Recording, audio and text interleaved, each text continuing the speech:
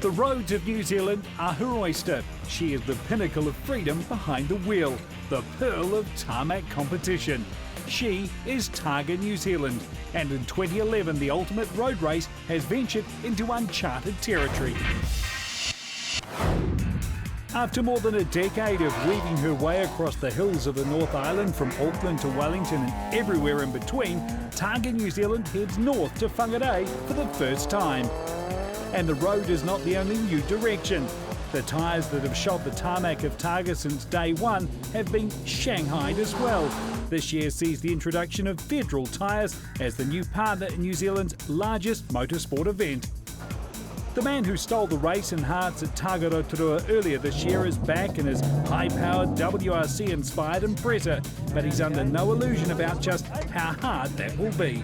Oh yeah, there's some big guns in this, mate. I mean, Rotorua was pretty a walk of the park by comparison. It was a bit of luck winning that too, but no, all these Nissan GTRs and Enki and yeah, some good guns here. And the big guns are in Nissan GTR 35s. Triple modern winner Tony Quinn leading the charge, with Harry Dodson and Clark Proctor looking for extra horsepower for extra advantage. Yeah, I think everybody's had a bit of a crack at it, but of late, of course, we've all had reliability issues once we've started playing around with these cars, so it'll be interesting to see whether or not we've actually built any reliability into them again. Words that will no doubt please Steve Millen, who has so far resisted the urge to join the bigger is better brigade. I feel very good about this event, I really do. I'm fit, I've been working hard on being fit, the car's fit, so let's hope on Saturday afternoon we're in a good spot. But he does have a secret weapon. Yeah, I've got a young lady from Canada this time, Jen Horsey. She's done a lot of navigating, especially in Targa and Targa, Newfoundland, and at different events in the States, so something different. The R35 spoilers come in the form of the two Glens, Smith in the heavily modified WRC spec Evo 10 and Inkster in the older model but highly modified Evo 6.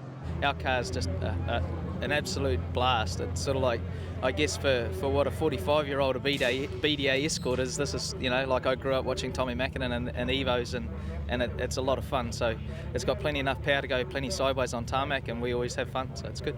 When it comes to horsepower, Mark White has gone to a lot of trouble to lift himself above the radar this year in his sleepy Toyota Altezza.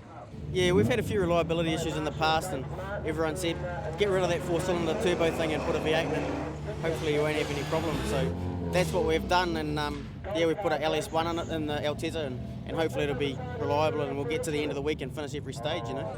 In Middleman Classic, without the high horsepower V8, the battle could well be a family affair. Mark Kirkbanan this time without his father riding shotgun, because he's sidelined with a knee injury.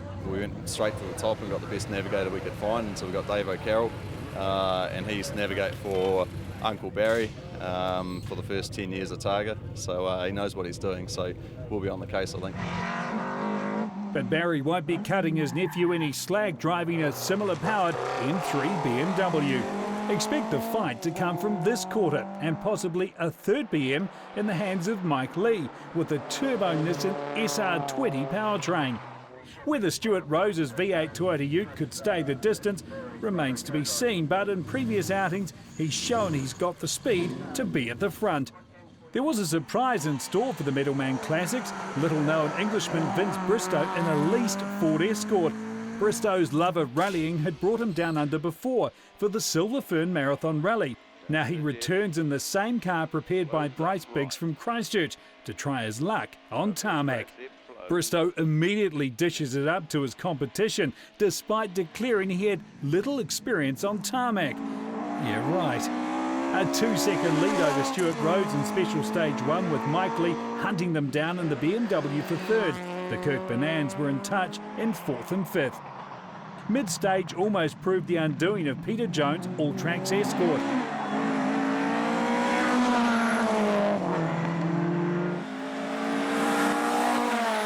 With more development to his Mark 1 since the last Targa, Peter Jones was chasing down the Alpha of David Ogg, who was visiting from Australia.